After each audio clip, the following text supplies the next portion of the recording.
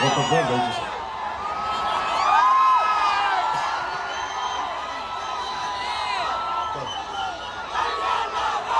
పొద్దున్నే ఇంకా సాయంత్రం పాలకొండ నియోజకవర్గానికి వెళ్ళి నిమ్మకాయ జయకృష్ణ గారిని కొత్తపల్లి గీత గారిని వారికి చేసి వచ్చా, ప్రచారం చేసి వచ్చా.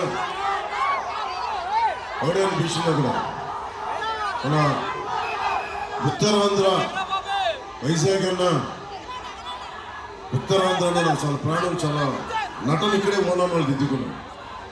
సో నాకు తమ్ముడిలో ఒక పాట గుర్తొచ్చింది. పాలకొండలో మల్లికార్జునరావు గారు క్యారెక్టర్ ఎప్పుడు పెళ్లి చేసుకుంటూ ఉంటాడు. మన ఉత్తరాంధ్ర పాట వైజాగ్లో నేను ఇక్కడ యాక్టింగ్ నేర్చుకుంటున్నప్పుడు శిక్షణలో ఒక పాట గుర్తొచ్చింది. నేను ఒక 50 అడుగులు తాటి చెట్టు ఎక్కలేదు, 12 అడుగులు 16 అడుగులు తాటి మన గీత చెట్టు ఎక్కలేవు, కానీ మళ్ళీ నీకు ఎందుకు పెళ్ళినాడు ఆ పాట పాడి వినిపించారు. ఒకటి, ఉత్తరాంధ్ర అంటేనే ఆట పాట పొలం పని సముద్రం సైనికుడు. నా మాటలు కాదు, సిక్కోలు 6 ప్రాణాలని చెప్పి ఒక రచయిత రాసినాయి. ఆట పాట పొలం పని సముద్రం సైనికుడు, ఇది ఉత్తరాంధ్ర 6 ప్రాణాలు. సో వాటి గురించి గుర్తొచ్చి మాట్లాడుతా, ఆట పాట అంటే గుర్తొచ్చింది. అంటే తాడి సెట్టెక్కనే ఇక సెట్టెక్కలేవు సెట్టెక్కనే ఉత్తాడి కళ్ళు దంపలేవు ఇక సెట్టెక్కనే కళ్ళు దంపలేవు మళ్ళీ ఓ మళ్ళీ నీకెందుకు పెళ్ళి ఓ మళ్ళీ నీకెందుకు పెళ్ళి. పాట నేను మిమ్మల్ని సినిమాల్లో పాడారని చెప్పడానికి చెప్పట్లా, మళ్ళీ ఓటు అడగడానికి జగన్ వస్తున్నాడు. అందుకని మళ్ళీ ఆయనేమో నువ్వు తాడి చెట్టు ఎక్కలే ఈత చెట్టు ఎక్కలే ఉన్నావు, నువ్వు సిపిఎస్ రద్దు చేయలా, ఫీజు రీఎంబర్స్మెంట్లు చేయలా, డిఎస్సి నోటిఫికేషన్ ఇవ్వాలా, మహిళలకి ప్రాణరక్షణ కల్పించాలా, అడ్డగోలుగా సముద్రం మొత్తం మత్స్యకారులకి నిలబడలా, ఇక్కడ కూర్చోబెట్టి అడ్డగోలుగా వేలాది ఎకరాలు దోచేసావు, భూముల్ని రక్షించలా. మనం మళ్ళీలాగా మన జగ్గుబాయికి ఎందుకే సో మనం మళ్ళీకి చెప్పండి, వైసీపీ మళ్ళీకి నీకు ఎందుకే పెళ్లి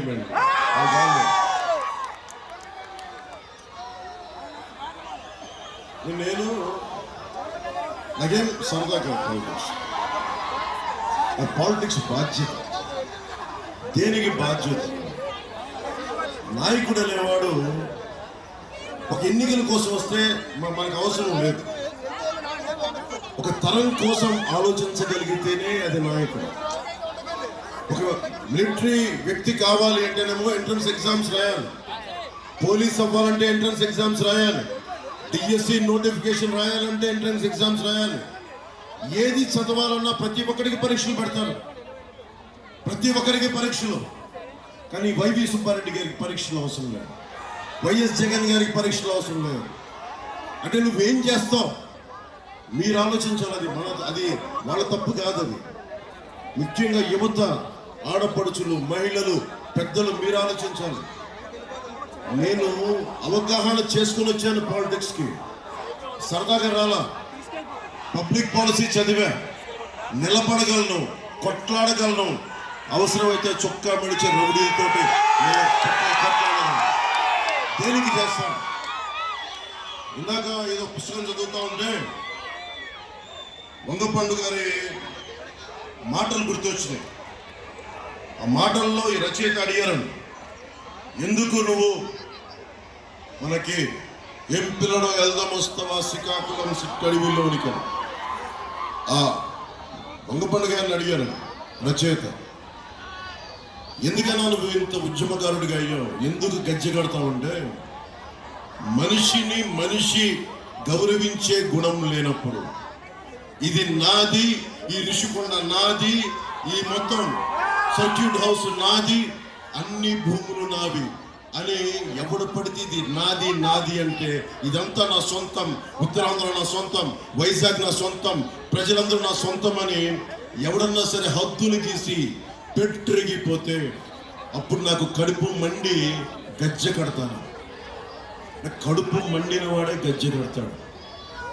ఎందుకు చెప్తున్నానంటే మీ భవిష్యత్తు ఇది, మీ భవిష్యత్తు ఇది. మీరు కనుక మీరు ఆలోచించండి. ఈ నేలలో ఉత్తరాంధ్ర ఇక్కడ నేను చాలా నెలలు ఉన్నాను. ఇక్కడ యాక్టింగ్ టైంలో భీమిలీకి వెళ్ళేవాడిని. అక్కడ కూర్చొని ఓపెన్గా కూర్చొని సముద్రం పక్కన క్లాసులు నేర్చుకునేవాడిని. మనం కూర్చొని ఇక్కడ గెస్ట్ హౌస్లో కూర్చొని యాక్టింగ్ క్లాసెస్ నేర్చుకునేవాడిని. ఉత్తరాంధ్ర ఆట పాట అన్నీ నేర్చుకున్నాను. నాకు ఏం నేర్పించిందంటే మొట్టమొదటి రాజకీయ అవగాహన వైజాగ్లో యాక్టింగ్ నేర్చుకుంటా ఉంటే జనం తాలూకు కడుపు వేదన, కడుపు మంట తెలియదు అర్థమైంది. కడుపు మండినోడికి నేను ఎందుకు వచ్చాను పాలిటిక్స్ అంటే, అన్యాయం జరుగుతున్నప్పుడు మీరు మౌనంగా చూస్తూ నిలబడుతున్నారు. 30,000 మంది ఆడపిల్లలు అదృశ్యమైపోయారు ఈ నెల నుంచి పైగా. నాకు ఈరోజు ఇక్కడ ముందు ఆడపిల్లలు అంటే భయం ఉంటుంది, వాళ్ళకి ఏదైనా జరుగుద్దాం. అలాంటిది ఒక ముఖ్యమంత్రి రాష్ట్రంలో ఇన్ని వేల మంది ఆడపిల్లలు అదృశ్యమైపోతే కూర్చోబెట్టి సొంత చెల్లి జీవితాన్ని కూడా బయటికి లాగే ఒక దిగజారుడు స్థాయి వ్యక్తి. సొంత చెల్లికే గౌరవం ఇవ్వని వాడు ఇక్కడున్న ఆడబిడ్డలకి గౌరవం ఇస్తాడా? ఇక్కడున్న ఆడబిడ్డలకు గౌరవం ఇస్తాడా? మీరు ఆలోచించండి. వాళ్ళ సొంత ఎంపీని, భార్యని, పిల్లల్ని కిడ్నాప్ చేస్తే సొంత ఎంపీ రక్షించుకోలేకపోయాడు. సొంత ఎంపీ, నీ కుటుంబాన్ని రక్షించుకోలేని వాళ్ళు మన జీవితాలకు ఎలా భద్రత ఇస్తారు? మనం ఎందుకు భయపడాలి? రాజకీయ నాయకులకు ప్రవేశ పరీక్షలు ఉండవు. మీ నమ్మకం మీద ఓటేస్తారు, మీ నమ్మకం మీద. నేను అందుకనే నేను పరీక్ష పెట్టుకున్నా. 2009లో వంశీ అప్పుడే రాజకీయ ప్రస్థానంలో ఉన్నప్పుడు నేను ఎందుకు పోటీ చేయలేదంటే నాకు హక్కు లేదు అనుకున్నాను. ఒక విద్యార్థి ఒక ఎగ్జామ్ రాయాలి అంటే డిగ్రీ చదవాలి. కరెక్టే, నేను నటుడినే, 10 మంది మెచ్చారు. అది సరిపోదు రాజకీయాలకి. నువ్వు పబ్లిక్ పాలసీ అవగాహన చేసుకోవాలి. ఆకలితో మట్టమట్లాడే కడుపాకలో ఉన్న పేదవాడి గుండె అర్థం కావాలి నీకు. ఒక ఆడబిడ్డని కోల్పోయిన తండ్రి వేదన తెలియాలి. మగ్గం నేసి వెన్నెముక విరిగిపోయిన చేనేత కార్మికుడు బాధ తెలియాలి. సముద్రం సంపద అని చెప్పి లోతుల్లోకి, సముద్రంలో తీర ప్రాంతాల్లో లోపలికి వెళ్ళి మత్స్యకారుడి కష్టం తెలియాలి. ఒక విద్యార్థి తాలూకు కష్టం తెలియాలి. ఒక పోలీస్ కానిస్టేబుల్ ఆ కాకి చొక్కా తడిచిపోయి ఉప్పు చాలను పట్టుకుంటే దాని తాలూకు స్వేదం తాలూకు కష్టం తెలియాలి. కండలు కరిగించి ఒక కార్మికుడి కష్టం తెలియాలి. ఓటమి తెలియాలి. రాజకీయ నాయకుడికి ఓటమి తెలియాలి. ముందస్తుగా ఏంటి ఓటమి తెలియాలి. నువ్వు వెళ్ళాలి. అందుకు దశాబ్దం నాకు నేను విధించుకున్న నాకు ట్రైనింగ్ గ్రౌండ్. ఓడిపోతే నేనేం బాధపడలా. గాజువాకలు ఓడిపోతే అస్సలు బాధ లేదు. ఎందుకు బాధ లేదంటే నేను ఇంకా నేర్చుకోవాలి అనుకున్నా. డబ్బులతో ముడిపడిన రాజకీయం అది కూడా నేను అనుకోవట్లా. సరిగ్గా కనుక ఒక సరైన నాయకుడు వచ్చి మీ గుండెల కనుక మంట అందించాడా, మీ గుండెల్లో అగ్ని జ్వాలలు అందించాడా, ఏ డబ్బు పనిచేయదు, ఏ ప్రలోభాలు పనిచేయవు, ఏ బిర్యానీలు పనిచేయవు, ఏ సారా కూడా పనిచేయదు. కానీ గుండెల్లో అంటించగలిగే శక్తి ఉండాలంటే ఆ వ్యక్తికి లోపల అంత బలమైన బగ మండే జ్యోతి ఉండాలి లోపల. అది ఒక రోజులో రాదు. నిలబడాలి, నలగాలి. చంద్రబాబు గారు జైల్లో ఉన్నప్పుడు నాకేమి సరదా కాదు. ఇంతమంది అడగండి, ఇప్పుడు ఇంతమంది నాయకులు మాట్లాడారు. భరత్ గారు ఉన్నారు ఇక్కడే, పార్లమెంట్ అభ్యర్థిగా పోటీ చేస్తారు. ఏ రాజకీయ పార్టీ అయినా సరే, జనసేననే కాదు, ఎవరైనా సరే నా స్థానంలో వేరే ఏ పార్టీ ఉన్నా, ఇంకొక పార్టీ నాయకుడు జైల్లో ఉంటే మీరు వెళ్ళి అదే భుజం మీరు ఇస్తారా? ఒకసారి మీరు ఆలోచించండి. ఎవరు ఇవ్వరు, ఇస్తారా? కానీ నేను ఎందుకు ఇచ్చానంటే నాకున్న బలం, జనసేనకున్న బలం రోడ్ల మీద కొట్లాడే శక్తి ఉంది. రౌడీలు కూడా ఇప్పుడు మిథున్ రెడ్డి గారు, వైవి సుబ్బారెడ్డి గారు వీళ్ళందరూ భయపెట్టేస్తున్నారు. ఎంతమంది వీళ్ళందరూ తిప్పి కొడితే నలుగురు ఉంటారా, 5 మంది ఉంటారా? వాళ్ళతో కూర్చొని ఇంకా పిచ్చిగా పెడితే 25,000 మంది గుండాలు ఉంటారా? మన శక్తి ముందు, ఒక్క జన సైనికుడి శక్తి ముందు ఇలాంటి వాళ్ళు దిగుదడు. ఎందుకు చెప్తున్నానంటే దమ్మున్నోడు కనుక నిలబడితే హ్యాండ్ఫుల్ ఆఫ్ పీపుల్ సరిగ్గా పిడికిలు బిగించి కరెక్ట్గా నాభి దగ్గర కొడితే ఒక్కడు మాట్లాడడం, కిక్కురు మనకుండా కింద కూర్చుంటాడు, కిక్కురు మనకుండా. నేను ఎందుకున్నాను పాలిటిక్స్లో కంటే నేను ఖుషిలో చెప్పా, పాడే, అది నా ఆవేదన. ఏ మేరా జహా, ఏ మేరా ఘర్, ఏ మేరా ఆశ, ఏ మేరీ దిల్. రౌడీలు చెప్తాను, నీకు ఇక్కడ ఏంట్రా పని, దరకాం క్యా హై, నీకేం పని ఇక్కడ? అదే మాట ఈరోజు అడగండి, రౌడీ ఎమ్మెల్యేలను అడగండి, పని చేయని ఎంపీలను అడగండి. అరే ఇది మా నేల, ఇది నా నేల, ఇది నాకు హక్కు ఉంది. మీరందరూ మేడలపైన, మిద్దెలపైన అందరూ కూర్చొని జీవితాలు, మీ మత్స్యకారులు కావచ్చు, ముస్లిం సమాజం కావచ్చు, ఎవరైనా కావచ్చు, కానీ మీకు గనుక ధైర్యం లేకపోతే, మీ హక్కుల్ని మీరు గనుక ప్రతిష్ఠించుకోకపోతే మీకు ఎవరు పనిచేయరు. అంబేద్కర్ గారిని మీకు ఎన్ని విగ్రహాల్లో మాలలు వేసినా, ఆయన ఎన్ని విగ్రహాలు పెట్టుకున్నా, బేసిక్ ప్రాథమిక హక్కులు, బేసిక్ ఫండమెంటల్ రైట్స్, మాట్లాడే స్వేచ్ఛ, నిరసన తెలిపే స్వేచ్ఛ, నాకు ఈ వ్యక్తి ఇష్టం ఉంది, ఇది ఇష్టం లేదని చెప్పే హక్కు మీకు ఎవరు ఇవ్వరు, మీరే తెచ్చుకోవాలి. మీ ప్రాథమిక హక్కుల్ని don't take them for granted. మీకు ప్రాథమిక హక్కుల్ని సహజంగా వచ్చాయని మీరు అనుకోకండి, మీరు పోరాటం చెయ్యాలి. ప్రతి హక్కు, మనకి రాజ్యాంగపరంగా ఇచ్చిన ప్రతి హక్కుని మీరు పోరాటం చేయకపోతే ఎవరు ఇప్పుడు మీ దగ్గర నుంచి లాగేసుకుంటారు. ఈ రోజున ఒకడొచ్చి నిరసన తెలిపితే ఏ మూలకెళ్ళినా, ఎక్కడికి వెళ్ళినా హక్కులు చంపేశారు మనల్ని. ఆఫ్టర్ ఆల్ ఎంత, ఒక ఎమ్మెల్యే ఎంత, ఈ వైసీపీ ఎమ్మెల్యే ఎంత, ఏ స్థాయి వ్యక్తులు, వాళ్ళందరూ మనకంటే ఎక్కువ వ్యక్తులా? నేనే ఉన్నా ఈ రోజున ఇక్కడ కూర్చొని వారాహం మీద నిలబడంటే నేను మీకంటే ఎక్కువ కాదు. మీకు కనిపించడానికి నేను ఎత్తులో ఉన్నా, బాధ్యత తీసుకున్నాను. మనందరం సమదూరంలో ఉన్నాం. పొద్దున్నే చెప్పాను, పాల్గొన్నాను. సూర్యుడి నుంచి సూర్యుడికి 24 గంటల దూరం, మనిషి నుంచి మనిషికి, మనిషి నుంచి మనిషికి, మనిషి నుంచి మనిషికి 2 గుండెల దూరం. గ్రామం నుంచి సంగ్రామానికి ఎన్ని తుపాకుల దూరం. అంటే ప్రతి ప్రాంతం సంగ్రామం అవ్వాలి అంటే, చెయ్యని తుపాక్గా పెట్టాలి అంటే ఎక్కువ సమయం పట్టదు. మీరు 2014 సమయంలో గుర్తు చేసుకుంటే, దేశ రాష్ట్ర విభజన సమయంలో బొత్స సత్యనారాయణ గారు ఇంట్లో నుంచి బయటికి రాలా, ప్రజలంతా తిరగబడ్డారు. మొన్నటికి మొన్న వైజాగ్లో నేను కూర్చొని ఇక్కడ నేను కార్యక్రమం చేస్తున్నానంటే నన్ను అందరి చేత ఆప్ చేయించారు. పోలీస్ శాఖ చేత, అధికారుల చేత నా రూము బూట్లతోటి, కాకి బూట్లతో కొట్టించారు, భయపెట్టారు అందరినీ, నా మనుషుల్ని కొట్టారు. నాకు పోలీస్ శాఖ మీద గౌరవం కాబట్టి, ఓకే మీరు అధికారులు చెప్పింది చేస్తారు, రాజకీయ నాయకులు చేస్తారు, నేను వారినే వాళ్ళ భరించాను. ఎవడు దీనికి మూలకారకుడు, ఎవరు అందరినీ ఆడించేవాడు? రాజకీయ వ్యవస్థ. ఆ రోజున నేను నిలబడి ఉన్నాను దమ్ముగా, ధైర్యంగా అంటే వైజాగ్ విశాఖపట్నం మొత్తం వచ్చి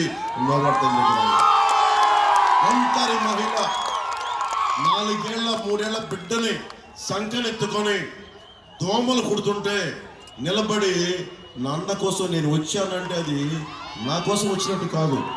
ప్రజాస్వామ్యాన్ని పరిరక్షించడానికి ఒక చిన్న చంటి బిడ్డను వేసుకొని ఒక ఆడబిడ్డ వచ్చిందంటే నా గుండె కదిలిపోయింది. నలిగిపోయాను, దహించుకుపోయాను. అరే వీళ్ళ కోసం ప్రాణం ఇవ్వకపోతే ఇంకెవరి కోసం ప్రాణం ఇస్తాను? పదవులు ఇవన్నీ వస్తాయి, వెళ్ళిపోతాయి. పదవులు వస్తాయి. చెప్పాను కదా, లార్డ్ టెన్నిస్ అంది, men may come men may go but I go on for ever. పదవులు వస్తాయి, పోతాయి, కానీ మీ గుండెల్లో ఇచ్చిన స్థానం చెక్కు చెదరని స్థానం. నేను ఎందుకు ఏ పార్టీ అయినా సరే, నేను అందరూ ఆలోచిస్తాను. చంద్రబాబు గారు జైల్లో ఉన్నప్పుడు ఇందాక పెద్దలందరూ మాట్లాడుతూ ఉంటే ఎందుకు వెళ్ళారంటే మన అనైక్యతే శత్రువు తాలూకు బలం. జగన్కి బలం ఏంటి? మనందరి అనైక్యత, మన బలం, మన బలహీనత. మనం ఏమీ చెయ్యలేము, వీళ్ళు రోడ్ల మీదకి రాలేరు అనేది. రౌడీలు ఎప్పుడు నేను బోట్లు దగ్ధమైపోయినప్పుడు ఒక్కొక్క బోట్గా మనకి ఓనర్కి నేను 50,000 రూపాయలు ఇచ్చాను. ఎందుకు స్పందించానంటే అది మన జీవితాలని పైకి పెట్టేస్తుందని కాదు. తెలుగుదేశం నాయకులు కూడా ఇచ్చారు ఆ రోజున, మనం ఇచ్చిన తర్వాత. కానీ నేను ఎందుకు ఇచ్చానంటే, కష్టం నీకు వచ్చినప్పుడు స్పందించే మనస్సు ఈ సమాజంలో ఇంకా బతికే ఉంది అని చెప్పడం.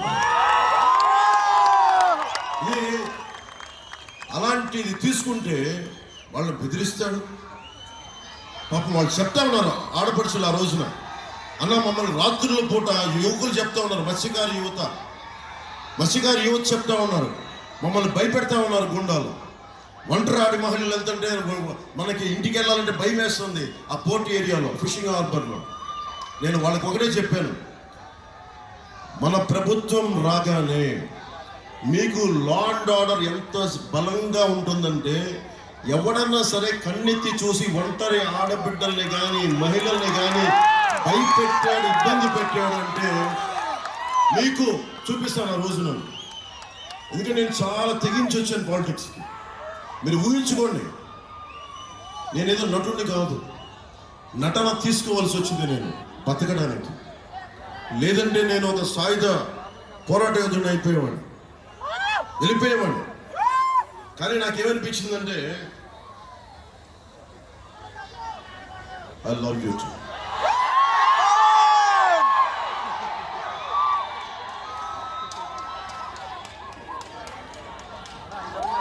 ఎందుకు వచ్చానంటే, బేసిక్గా నాయకత్వం అంటే ఒక్కొక్క ఎన్నికల కోసం కాదు. కొంచెం మీరు అరుస్తారా?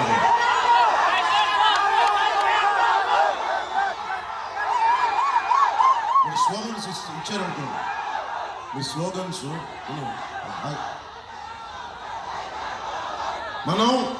నేను మీ భవిష్యత్తు కోసం మాట్లాడుతున్నాను. కాండా, థ్యాంక్ యూ. చాలా ఉత్సాహం ఉంది కదా. నేను మీ భవిష్యత్తు కోసం మాట్లాడుతున్నాను. నాయకత్వం అంటే ఒక తరం కోసం ఆలోచన ఇవ్వడం. నేను ఎప్పుడు కూడా సినిమాలో ఉన్నప్పుడు ఒక్క ఫ్యాన్ క్లబ్ నేను పెట్టలా. ఒక్క సినిమా ఫంక్షన్ నేను కూర్చోబెట్టి నా సినిమా చూడమని నేను చెప్పలా. నేను చదువుకుంది నాని పాల్కి వాళ్ళని చదువుకున్నాను. నేను చదువుకున్న ఒక లోక్నాయక్ జయప్రకాష్ నారాయణ చదువుకున్నాను. అంబేద్కర్ గారు వాళ్ళకి రచనలు చదివాను, వ్యాసాలు చదివాను, history, social sciences, political history, biographies, మనిషి కష్టాలు ఎలా ఉంటాయి చదివాను. ఒక నోమ్ చోమ్స్కీ చదివాను. ఇంత అవగాహన చేసుకుని రోడ్ల మీద తిరిగితే అన్నిటికంటే కూడా గొప్ప పాఠం, ఉద్యానంలో అందరికీ నీడనిచ్చే చెట్ల మధ్యలో ఉండి వాళ్ళకి సంపద నీళ్లు కల్తీ అయిపోయి కిడ్నీ వ్యాధులు వస్తుంటే వాళ్ళ కష్టాన్ని చూసి చలించిపోయాడు. అందరం పక్కనే ఉన్నాం, వెళ్ళి మాట్లాడితే ఆ రోజున అదృష్టవశాత్తు చంద్రబాబు గారు కూడా కొంచెం ఆలోచించి బలమైన నిలబడే వ్యక్తి కాబట్టి పబ్లిక్ పాలసీకి ఆయన స్పందించారు. ఈ రోజుకి మనం తాగునీటికి ఇబ్బందులు పడతా ఉన్నాం, నీరు కల్తీ అయిపోయింది, సాగునీటికి సమస్యలు ఉన్నాయి. సముద్రం అనేది సంపద. విశాఖలో సముద్రం కానీ, ఉత్తరాంధ్ర సముద్రం కానీ, ఇది సంపద. ఈ సంపద ఒకప్పుడు బ్రిటిష్ వాళ్ళు మొత్తం వాళ్ళ నేవల్ ఫోర్స్ తోటి ప్రపంచాన్ని ఆక్యుపై చేశారు. సముద్రం అంటే సంపద. కానీ అలాంటి సముద్రం చెత్త కుప్పలా చేసేసారు అందరూ. మనకి పరిశ్రమల్లోని వ్యర్థాలు అన్ని సముద్రంలోకి వదిలేస్తారు, శుద్ధి చేయరు. కాలుష్యం ఉంది, బూడిద వచ్చేస్తుంది, ఎవ్వరు పట్టించుకోరు. ఏదైనా మాట్లాడితే ఎవరికి సమయం లేదు. ఒక ప్రమాదం జరిగినప్పుడు, ఒక ఎల్జీ పాలిమర్ జరిగినప్పుడు బయటకు వస్తాం, విషవాయువులు వచ్చినప్పుడు బయటకు వస్తాం. నాకు కూడా చిరాకు ఉంది నా మీద. నేను ఒక రోడ్ల మీదకి వచ్చి మాట్లాడగలను, చేయగలను. కానీ నిజంగా నేను అసెంబ్లీలో ఫస్ట్ టైం ఎప్పుడు రిగ్రెట్ అయ్యానంటే, నన్ను గాజువాకలో గెలిపించున్నా, భీమవరంలో గెలిపించున్నారే, మన పాలిమర్స్ విషయంలో, ఎల్జీ పాలిమర్స్ విషయంలో తినిపించేవాడిని. ఫీజు రీఎంబర్స్మెంట్లు రాలేదే, అరే యువత తాలూకు వేదనని వినిపించేవాడిని. అరే మత్స్యకారులకి సరైన వృద్ధి ఇవ్వలేదు, అది వినిపించేవాడిని. వాళ్ళకి వలలు, బోట్లు కూర్చొని ఏమి ఇవ్వాలి, అది వినిపించేవాడిని. రైతులకి మద్దతు ధర లేదు, అది వినిపించేవాడిని. 30,000 మంది పైచిలకు ఆడబిడ్డలు అదృశ్యం అయిపోతే వచ్చి ఒక్కొక్కరిని ఒక్క ఎమ్మెల్యేగా ఉన్న 151 మందిని చొక్కా పట్టుకొని నిలదీసేవాడిని అసెంబ్లీలో. అనిపించింది. నేను ఈ రోజున కోరుకుంటుంది ప్రచారం. నేను ఈరోజు జస్ట్ కూటమికో లేదంటే జగన్ ఓడించడానికో రాను. మన భవిష్యత్తుకి బంగారు బాట వేయడానికి వచ్చాను. నేను ఈరోజు నేను దాదాపు 6 మంది అభ్యర్థులు ఉన్నారు. భరత్ గారితో సహా, వంశీకృష్ణ యాదవ్ గారితో సహా అందరూ అభ్యర్థులు నిలబడున్నారు ఇక్కడ 6 మంది. నేను మీకు మాటిస్తున్నా, నేను పని చేస్తా, అందరి చేత పని చేయిస్తా. ఇక్కడ ఉన్న వాళ్ళు ఎవరు కూడా కూర్చొని సంపదని సంపాదించడానికి రావాలి. బలమైన ప్రభుత్వాన్ని, బాధ్యత గల ప్రభుత్వాన్ని ఇవ్వడానికి ప్రతి ఒక్కరూ నిలబడి ఉన్నారు. గతంలో మీకు ఇట్లా ఉండొచ్చు, అలా ఉండొచ్చు అనుకోవచ్చు, కానీ ఈసారి లీడ్ చేస్తుంది ప్రధానమంత్రి గారు. బాగా 4 దశాబ్దాల అనుభవం, 14 సంవత్సరాల అనుభవం ఉన్న చంద్రబాబు గారు. దశాబ్ద కాలంగా మీకోసం పోరాటం చేస్తున్న పవన్ కళ్యాణ్. ఇప్పుడు మనం అనుకోవచ్చు, మా ఇంట్లో మా అమ్మతో మాట్లాడేవాడిని, నీకెందుకులే రాజకీయాలు, అందరు తిడుతున్నప్పుడల్లా మా అమ్మ అంటుంది, ఎవడ పాప నాడు పోతాడులే అంటుంది మా అమ్మ.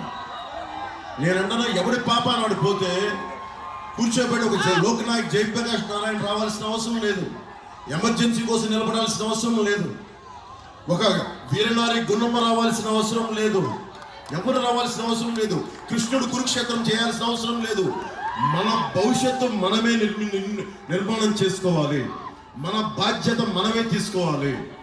అంతేగాని ఎవడో వచ్చి మన బతుకుల్ని, మన తలరాతల్ని రాయుడు. మన తలరాతలు మనమే రాసుకోవాలి. దైవం మనుష్య రూపేణ, రాముడైనా సరే, దేవుడైనా సరే మనుష్య రూపంలో పుట్టే మన సమస్యల్ని మనమే పరిష్కరించుకోవాలి. ఎవ్వరూ పరిష్కరించరు. వైఎస్ జగన్ లాంటి ఒక దోపిడీదారు ప్రభుత్వం ఉంటే పాపం వైవి సుబ్బారెడ్డి గారు వాళ్ళ కర్మ వాళ్ళు పోతారు. ఈ ఎంపీ మూర్తి తన కర్మ తను పోతాడు. ఎవ్వరు పోరు. మనం చొక్కా పట్టుకొని కిందకి లాగి బంగాళాఖాతంలో కలిపేస్తే తప్ప ఎవ్వరు వాళ్ళు పోరు. వాళ్ళకి బుద్ధి రాదు. మన బలం అది.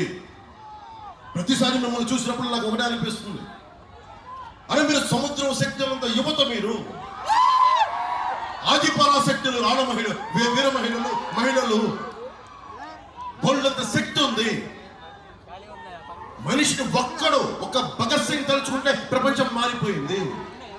ఒక్క శ్రీశ్రీ 1918లో ఎముకలు మళ్ళీ సోమగుండ్లారా చావండి అంటే ఈ రోజుకి మహాప్రస్థానంతో అందరం ఊగిపోతాం.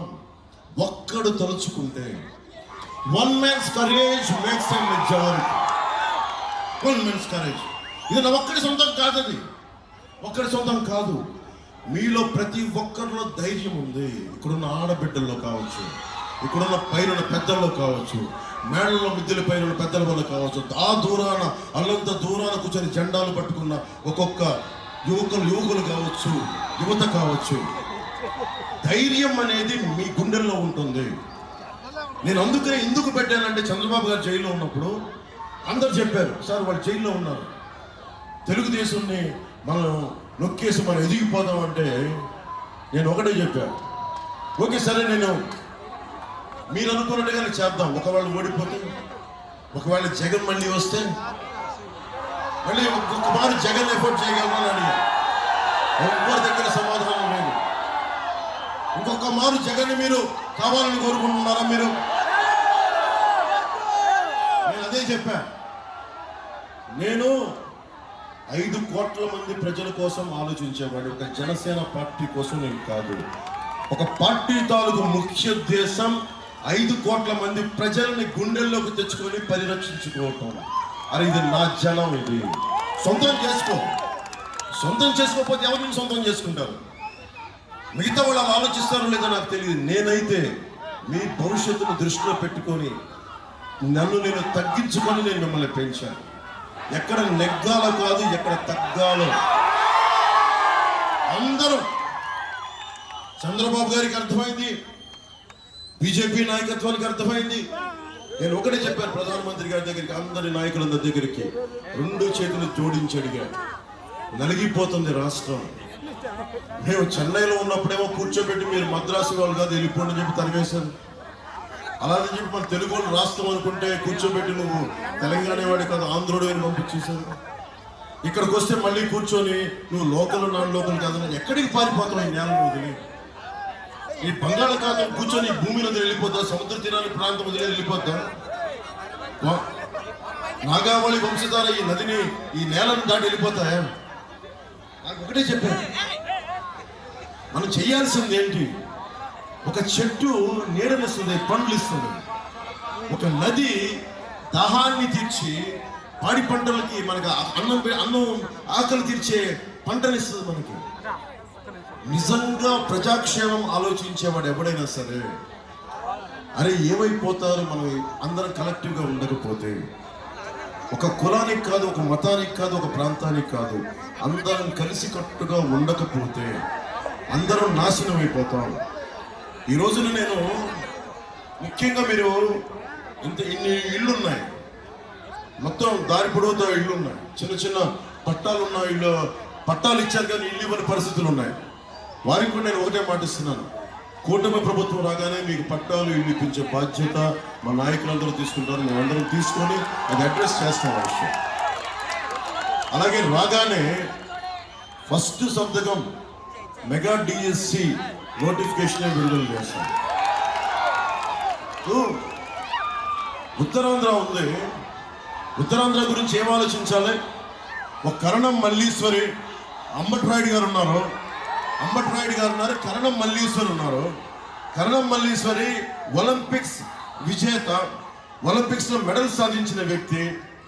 అక్కడ కోటిరామూర్తి గారు మన పాలకొండ నుంచి ఒకప్పుడు విపరీతంగా సాధన చేసే పథకాలు సాధించిన వాడు. ఇక్కడ ఉత్తరాంధ్ర ఈ నేలలో ఉన్నది ఏంటంటే సైనికులు, క్రీడాకారులు బలంగా ఉన్నారు ఇక్కడ. ఇది ఇంకొక పంజాబ్ చేసి ఉండొచ్చు, ఒక పంజాబ్ చేసి ఉండొచ్చు స్పోర్ట్స్కి. ఆర్థిక రాజధానితో పాటు నేను మీకు మాటిస్తున్నాను, Uttarandhra Vizag sports capital of Andhra Pradesh కాదు, సెకండ్ ఆఫ్టర్ పంజాబ్. పంజాబ్ తర్వాత ఆంధ్రప్రదేశ్ని క్రీడా రాజధానిగా చేస్తాం. ఎందుకంటే ఇంతమంది బలమైన క్రీడాకారులు ఉన్నారు.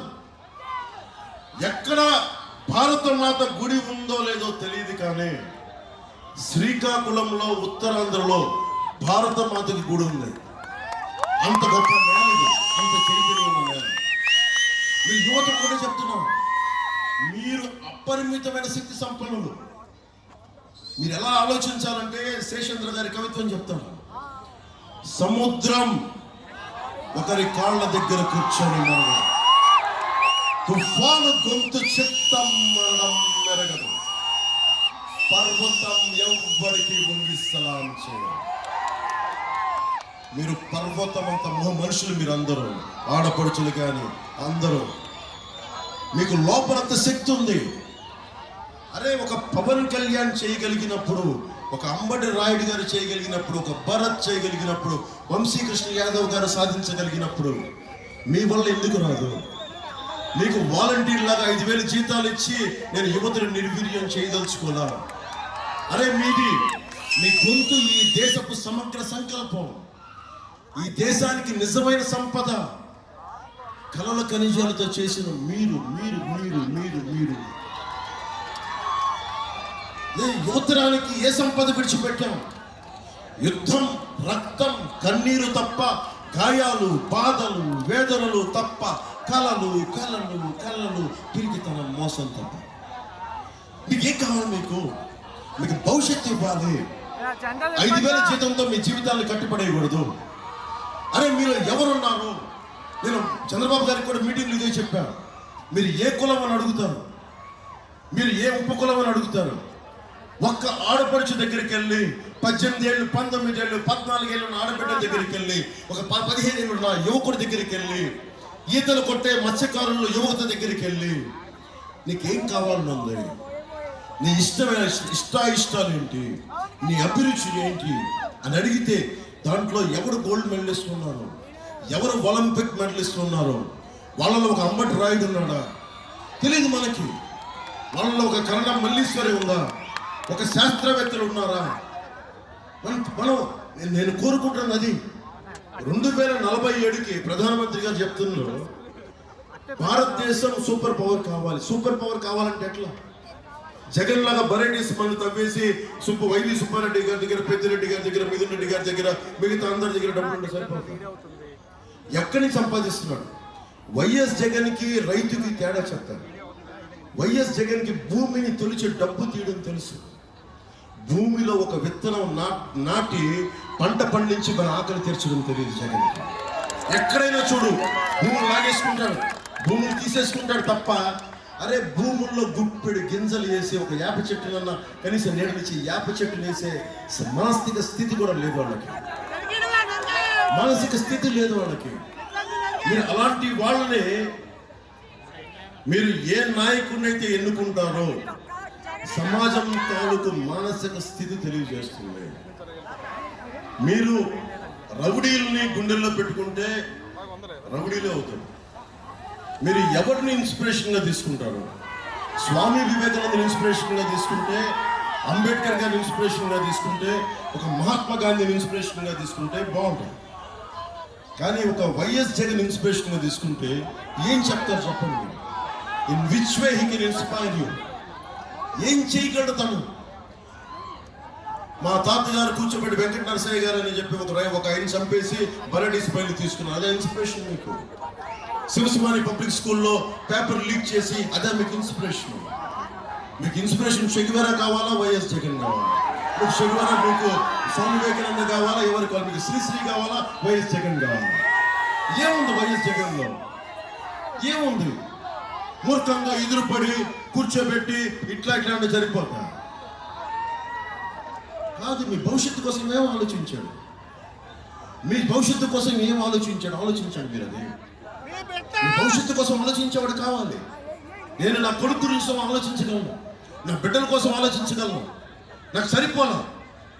అరే 5 కోట్ల మంది నేనుండి కూర్చొని అన్న ఎండలో జాగ్రత్త అన్నా, నీళ్లు తాగన్నా అని చెప్పి వాళ్ళ కోసం నేను పడుకుంటే నిద్ర లేచిపోతాను అర్ధరాత్రులు కూడా.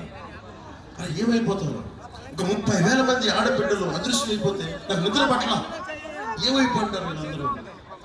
పాపం కూర్చొని మనకి తనాల దగ్గర బాపట్లలో పాపం అమర్నాథ్ని జగన్ కింద చిన్న దెబ్బ తగిలితే చిన్న ప్లాస్టర్ వేసుకొని ఇట్లా ముఖమంతా నల్లటి మేకప్ వేసుకొని కూర్చున్నాడు.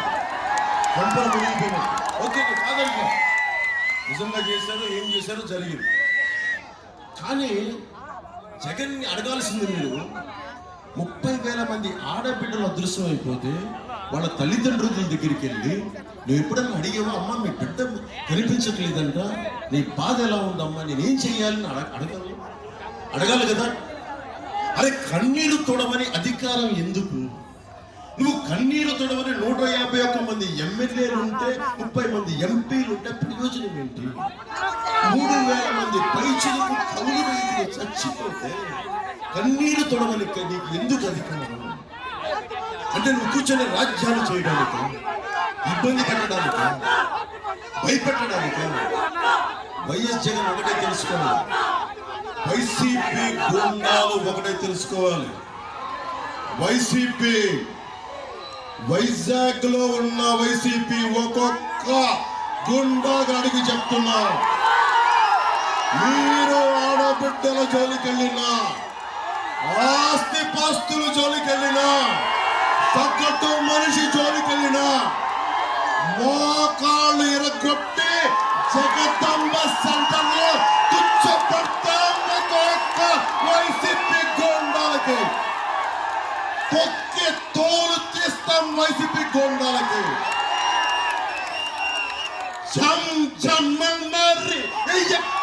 జరిగి విప్లవ స్ఫూర్తిని గుండెల్లో నింపుకున్న వాళ్ళని జాగ్రత్త.